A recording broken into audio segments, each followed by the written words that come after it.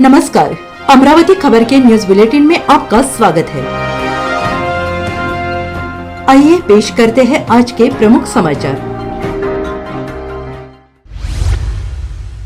भारत की आर्थिक राजधानी मुंबई वाले महाराष्ट्र और आदिवासी बहुल इलाके झारखंड में 20 नवंबर 2024 को हुए विधानसभा चुनाव का परिणाम पर लगी हुई है, जिसके एग्जिट पोल का आकलन मीडिया के हर प्लेटफॉर्म पर 20 नवंबर 2024 शाम 6 के बाद से शुरू हो गए हैं। हर राजनीतिक दल और उम्मीदवार की सांसें अटक गई है। हालांकि हर पार्टी और उम्मीदवार अपनी जीत का दम भर रहे हैं, परंतु एग्जिट पोल दोनों पक्षों में अति भारी टक्कर होने के कारण आंकड़े दे रहे हैं, जिसमें मात्र 10 सीटों का अंतर बताया जा रहा है, जिसमें बाजी किधर भी पलट सकती है। इसका एक कारण शहरी क्षेत्र में मतदान का कम प्रतिशत होना भी है। जैसे मुंबई, पुणे और नागपुर जैसे शहरी इलाकों में 50-55% मतदान होना मतदाताओं की उदासीनता को व्यक्त करते हैं, जिससे स्वाभाविक रूप से महायुति को फर्क पड़ने की संभावना जताई जा रही है।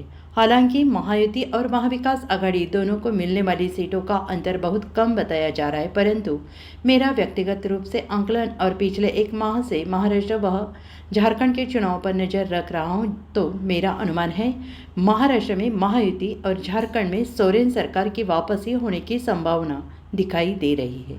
हालांकि हकीकत से पर्दा 23 नवंबर 2024 को ही उठेगा। यह मेरा निजी आकलन है, क्योंकि आप मतदाताओं ने उम्मीदवारों के भाग्य का फैसला मशीनों में कैद कर दिया है, जिसका पता हमें 23 नवंबर 2024 को ही पता पड़ेगा। मैं एडवोकेट किशन सन्मुखदास भावनानी गोंदिया महाराष्ट्र से। साथियों, 20 नवंबर 2024 को जैसे ही चुनाव समाप्त हुए महाराष्ट्र के और झारखंड विधानसभा के, तो हमने देखा कि 6 बजे के बाद ही एग्जिट पोल आना पूरी मीडिया जगत में चालू हो गए और उसमें ऐसा बताया जा रहा था कि महाविकास आघाड़ी और महायुति में जोरदार टक्कर है, जो कि हमको पहले भी से ही समझ में आ रहा था। उसमें ऐसे सीटें बताई जा रही है कि महायुति को 137 से 157 और महाविकास आघाड़ी को 135 से 155 सीटें मिलने का अंदाज बताया जा रहा है।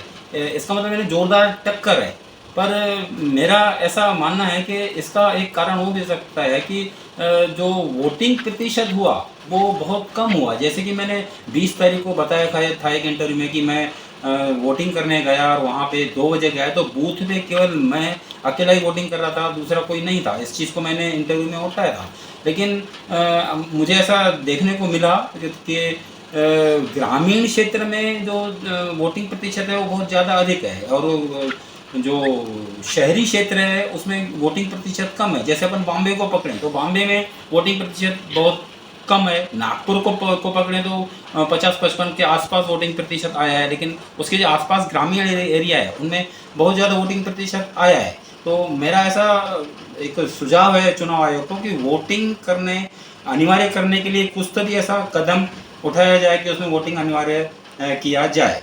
दूसरा मैं कहना चाहता हूं कि महाराष्ट्र में मेरा सब व्यक्तिगत अनुमान है कि महायुति सरकार ही आएगी। भले ही उसमें जो एक टक्कर जोरदार बताई गई है उसमें 10-15 सीटों का ही मार्जिन रखा जा रहा है, लेकिन मैं ऐसा मानता हूं कि महायुति सरकार ही यहाँ आना आएगी शायद, क्योंकि भले ही वो 10 सीटें या 5 सीटें के अंतर से आए, लेकिन आएगी महायुति सरकार ही। तीसरी बात मैं कहना चाहूँगा कि हमें अपने गोंदिया विधानसभा क्षेत्र की करना चाहूँगा। यहाँ अग्रवाल वर्सेस अग्रवाल की जोरदार टक्कर है। एक अग्रवाल जो पिछले बार बीजेपी से बगावत करके और चाबी चुनाव पे लड़े थे, वो चाबी चुनाव पे जीत गए थे और बीजेपी के कैंडिडेट हार गए थे, लेकिन इस बार उनका निलंबन समाप्त करके उनको बीजेपी में लिया गया है। मेरा ऐसा मानना है कि अगर वो चाबी चुनाव पर भी लड़ते तो आसानी से जीत सकते थे, लेकिन अभी अगर बीजेपी में आ गए हैं और फूल पे चुनाव लड़ रहे हैं तो अच्छा ही है। लेकिन अगर वो अकेले भी चुनाव चाबी चिन्ह पे लड़ते तो जीत जाते। मैं व्यक्तिगत रूप से विनोद भैया को पहले ही एडवांस में बधाई देना चाह रहा हूँ, क्योंकि 23 तारीख को जो रिजल्ट आ रहा है उसमें हमारे गोंदिया विधानसभा क्षेत्र के विनोद भाई चुनाव जीत रहे हैं। आपका बहुत बहुत शुक्रिया। अमरावती खबर इस यूट्यूब चैनल को लाइक करें, सब्सक्राइब करें तथा शेयर करें।